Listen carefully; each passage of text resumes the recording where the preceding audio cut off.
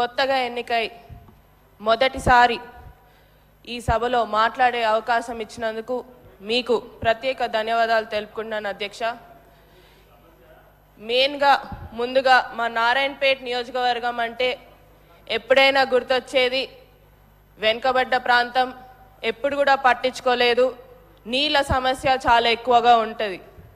ఈరోజు మా నారాయణపేట్ నియోజకవర్గ ప్రజలందరి తరపున, రైతు మిత్రుల తరపున ఈరోజు మాకు పండగ లాగా ఏదైతే ముఖ్యమంత్రి గారు మాకు జియో 69 ద్వారా Narayanpet Kodangal lift irrigation administrative sanction అనేది ఇవ్వడం జరిగింది.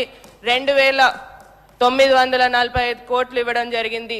దానికోసమని ప్రత్యేకంగా ముఖ్యమంత్రి గారికి మరియు ఇరిగేషన్ మంత్రివర్యులు ఉత్తమ్ కుమార్ రెడ్డి గారికి ప్రత్యేక ధన్యవాదాలు తెలుపుకుంటున్నాం అధ్యక్ష.